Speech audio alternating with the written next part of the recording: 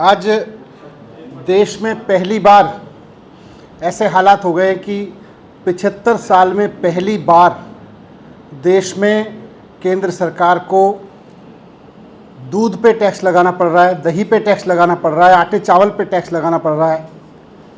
गरीब आदमी अपने बच्चों को दूध पिलाए उस पर भी टैक्स लगाना पड़ रहा है। देश में पहली बार ऐसे हालात हो गए हैं कि केंद्र सरकार कह रही है कि अब हमारे पास में पैसा नहीं है, हम सरकारी स्कूल नहीं बनवा सकते, सरकारी अस्पताल नहीं बनवा सकते, बुजुर्गों को पेंशन नहीं दे सकते, गरीब लोगों को राहत की योजनाएं नहीं दे सकते। पहली बार देश में ऐसे हालात हो गए हैं। ये हालात किस लिए हो गए? क्योंकि इन्होंने देश में टैक्स पेयर्स का दिया हुआ पैसा मोदी जी के दोस्तों की तिजोरी भरने पर लुटा दिया। टैक्स पेयर्स ने पैसा दिया इसलिए सरकार को कि आप हमारे बच्चों के लिए स्कूल बनवाइए, अस्पताल बनवाइए, सड़कें बनवाइए, बिजली दीजिए, पानी दीजिए। लेकिन टैक्स पेयर्स के पैसे को इन सब पे लगाने की जगह इन्होंने मोदी जी के दोस्तों की तिजोरी भरने पे लगा दिया। भारतीय जनता पार्टी की सरकार के दौरान केंद्र सरकार ने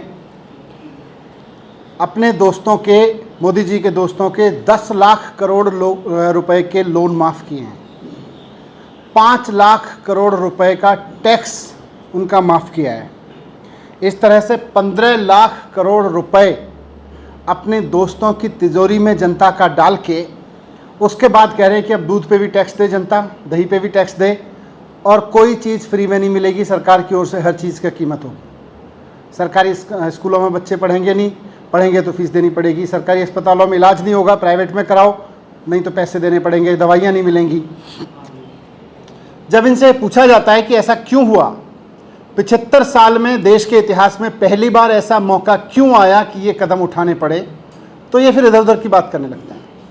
आज भारतीय जनता पार्टी के नेता संबित पात्रा जी ने भी, मुझे लगा शायद इसका जवाब देंगे, मैंने उनकी पूरी पीसी देखी, इधर उधर की बात करते रहे। मनीष सिसोदिया ये है, दिल्ली सरकार ये है, वो सारा ठीक है, चलो अब बताओ कि अपने दोस्तों की तिजोरी भरने के लिए आपने देश का खजाना इतनी बुरी हालत में क्यों पहुंचा दिया कि आज आपके पास में स्कूल खोलने के पैसे नहीं है, अस्पताल खोलने के लिए पैसे नहीं है। आप कह रहे हैं कि दूध दही पे भी टैक्स लगेगा लोगों के। इतनी बुरी हालात में देश की अर्थव्यवस्था को क्यों पहुंचा दिया? आज आपके दोस्तवाद की वजह से, आज प्रधानमंत्री जी के दोस्तवाद की वजह से आज देश की अर्थव्यवस्था पूरी तरह से बर्बाद हो गई है। आप गरीबों का खून चूस चूस के और अपने दोस्तों की तिजोरी भर रहे हैं, और जब सवाल उठा रहे हैं कि भाई ये दोस्तवाद क्यों चल रहा है, इसकी वजह से टैक्स क्यों लगाना पड़ रहा है, इसकी वजह से सरकारी सुविधाएं उन पे महंगी क्यों होंगी, उस पर पैसा क्यों लगेगा, तो आप इधर उधर की बातें करते हैं।